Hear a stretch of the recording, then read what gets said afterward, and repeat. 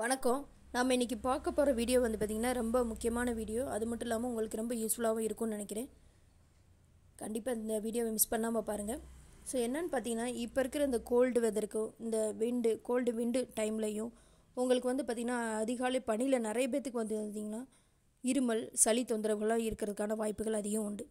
So இந்த இருமல் சளி தொந்தரவுகள் வந்து ஒரு சிலருக்கு பார்த்திங்கன்னா இந்த வெதர் வந்தாலே வந்து தொடர்ச்சியான ஒரு இருமல் இந்த மாதிரி இருக்கிறதுக்கான வாய்ப்புகள் இருக்குது. ஸோ அந்த மாதிரி இருமலுக்கு வந்து ஹோமியோபதியில் முக்கியமான மெடிசின்ஸ்லாம் எது? ஸோ இதில் உங்களுக்கு ஒரு இண்டிகேட்டட் மெடிசனாக இருந்தால் நீங்கள் கண்டிப்பாக வந்து உங்கள் அருகில் இருக்க மருத்துவர்கிட்டையோ ஸோ எங்கள்கிட்டையோ நீங்கள் ஆன்லைன் மூலமாக கன்சல்டேஷன் பண்ணி மருந்தும் வாங்கிக்கலாம். இல்லை உங்களுக்கான மெடிசின்ஸ் எதுன்னு பார்த்து அதுக்கான கன்சல்டேஷன் பண்ணி நீங்கள் மருந்து வாங்கிக்கலாம்.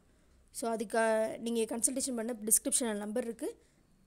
நம்பர் பார்த்துட்டு நீங்கள் அப்பாயின்மெண்ட் பண்ணிவிட்டு ஆன்லைன் மூலமாக கன்சல்டேஷன் பண்ணிவிட்டு மருந்து வாங்கிக்கலாம். சரிங்களா?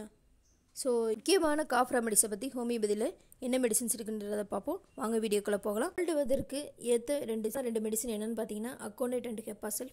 இந்த அக்கோனைட் வந்து பார்த்திங்கன்னா ட்ரை காஃப் கொடுக்கலாம். ஹெப்பாசெல்ஃப் வந்து லூஸ் சஃபகேட்டிக் காஃப் கொடுக்கலாம். அடுத்து வந்து பார்த்திங்கன்னா ஸ்பாஞ்சியான்ற மெடிசின் வந்து பார்த்திங்கன்னா மெயினாக யாருக்கு இண்டிகேட் ஆகும் அப்படின்னா, சிலருக்கு வந்து பார்த்திங்கன்னா இருமல் வந்து ஏதாவது பாடும்போதோ யார்கிட்டையாவது பேசிகிட்டு இருக்கும்போதோ இல்லை சாப்பிட்ட பிறகு இல்லை எதையாவது குடித்ததுக்கப்புறம் சிலருக்கு வந்து ஒரு காஃப் இருக்குன்னு சொல்லுவாங்க. ஸோ அந்த மாதிரி காஃப்க்குலாம் இந்த ஸ்பாஞ்சின்ற மெடிசனை கொடுக்கலாம்.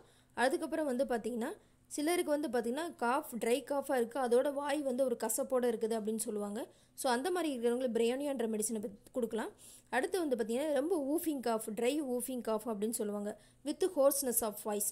அதாவது என்னென்னா தொண்டை வந்து ஒரு கரகரப்போடு இருந்துட்டு ஒரு காஃப் இருக்குது, படுத்தாலும் இல்லை நைட் நேரத்தில் மட்டும்தான் எனக்கு இந்த இருமல் வருது அப்படின்னு சொல்லுவாங்க பார்த்தீங்களா.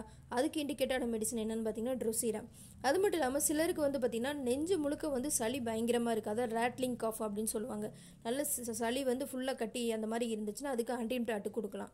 அதே சமயம் வந்து சிலருக்கு வந்து பார்த்திங்கன்னா இருமலுக்கும் அதோடு சேர்ந்து வந்து பார்த்திங்கன்னா அந்த சளி வெளியே வரும்போது அப்படி ஸ்ட்ரிஞ்சியாக, அதாவது ஜவ்வு மாதிரி சளி வரும். அதுக்கு வந்து பெர்டுசின்ற மெடிசனை கொடுக்கலாம். அது மட்டும் இல்லாமல் மெயினாக குழந்தைகளுக்கு வந்து ஒரு காஃப் இருக்குது, அதோடு சேர்ந்து அவங்களுக்கு ஒரு மூக்கடைப்பு மூச்சு திணறல் ப்ராப்ளம் இருந்துச்சுன்னா அதுக்கு வந்து சாம்பகஸ்ன்ற மெடிசனை கொடுக்கலாம். அதே குழந்தைங்களுக்கு காஃபோடு சிலருக்கு வார்ம்ஸ் ப்ராப்ளம் இருந்துச்சுன்னா அவங்களுக்கு வந்து சினா கொடுக்கலாம். அது மட்டும் இல்லாமல் சிலருக்கு வந்து பார்த்தீங்கன்னா நல்ல நெஞ்சு சளியோடு இருக்கும், அதோடு வந்து பார்த்திங்கன்னா எப்போல்லாம் வந்து இருமல் வருதோ அப்போல்லாம் வந்து பார்த்திங்கன்னா வாமிட்டிங் ஆஃப் மியூக்கஸ், அதாவது என்னென்னா சளி வெளியே வந்துகிட்டே இருக்கும், இரும்பெல்லாம் நல்லா கோலையாக வந்து சளி வந்துகிட்டே இருக்கும். அந்த மாதிரி கண்டிஷனுக்கு வந்து பார்த்திங்கன்னா காக்கஸ் செலக்டை அப்படின்ற மெடிசனை கொடுக்கலாம். ஸோ இது மட்டும் இல்லாமல் BC6 அப்படிங்கிற டிஷ்யூ ரெமடிஸ் காம்பினேஷனாக உள்ள மருந்து வந்து பார்த்திங்கன்னா இருமலுக்கு த்ரோட்டுக்கெலாம் நல்லா ஆக்ஷன் பண்ணுற ஒரு முக்கியமான ஒரு பயோகெமிக் டேப்லெட் BC6. இதில் வந்து ஃபெர்ரம் பாஸு, கேலிமேரு, மேக் பாஸு, நேட்ரம் சல்ஃபனு எல்லா பயோசால்ட்ஸும் இருக்குது.